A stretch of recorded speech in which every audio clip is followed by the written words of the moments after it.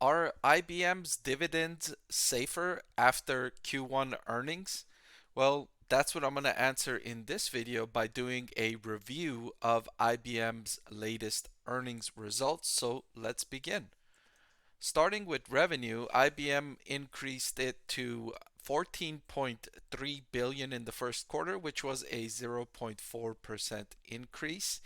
If you're thinking, wow, that's a pedestrian revenue growth, you would be right. But for IBM and the industry overall, they're facing headwinds in 2023. So posting growth of 0.4% in first quarter was actually solid. Industry-wide, enterprises are more cautious. They're reducing their spending with consultants and cloud computing and software and everything that is potentially discretionary. Any area in that field where they can pause or delay spending, enterprises have been doing that. So for that reason, to be able to grow in that environment is solid, right? So 2023 is just going to be a year to kind of uh, be solid, get ahead a little bit, streamline your operations, and get ready for the next phase of growth hopefully starting in 2024. But IBM was able to increase earnings per share to $1.01. That was a nice increase from 81 cents in the same quarter from the prior year. The gross profit margin increased by 100 basis points to 52.7%. Cash flow from operations of 3.8 billion was up by 500 million year over year. That's really good news. That means that the company has more cash available to pay dividends without needing to dip into savings or to borrow money to pay those dividends. So far, all things related to dividends look like they improved in the quarter for IBM.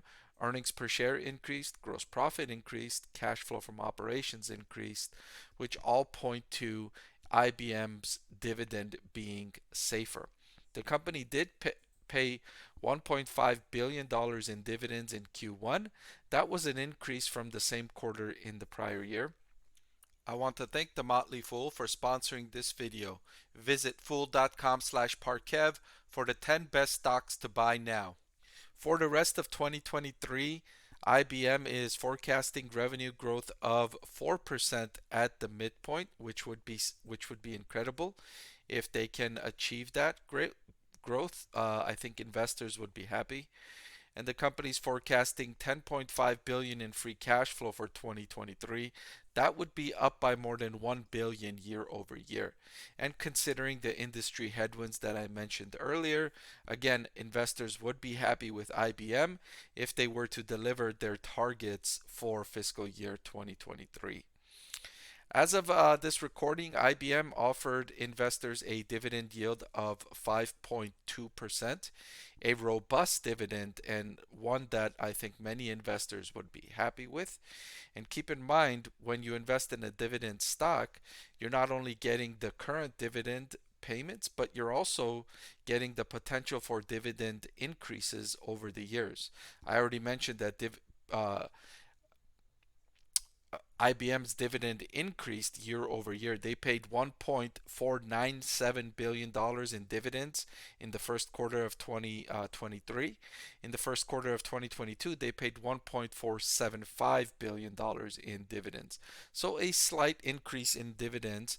Nevertheless, it's an increase. So if you buy the stock today, hold it for 5 or 10 years, every year you can reasonably expect IBM to increase that dividend payment. So you get 5.2% now, and you get the potential for increases down the road. All in all, IBM's current quarter, in my opinion, did make the dividend safer. Did make the dividend safer. And by safer, I mean more sustainable and less likely to be paused or cut because companies do pause or cut their dividends. That's common, and especially during the pandemic, that was quite common. One very popular company, the Walt Disney Company, had paused their dividend at the onset of the pandemic and has yet to reinstate that dividend. So it does happen, and that's why it pays to follow the company's financial statements, financial results to monitor where they're going, the direction, the cash flow, the profits, and so you can uh, see trouble coming a bit earlier rather than just waiting for that moment the dividend gets cut, if that's what you're relying on as a passive income investor or a dividend stock investor. All right, but that's all I've got for this video. Thank you so much for watching. I sincerely appreciate your viewership. I hope I will see you again sometime soon.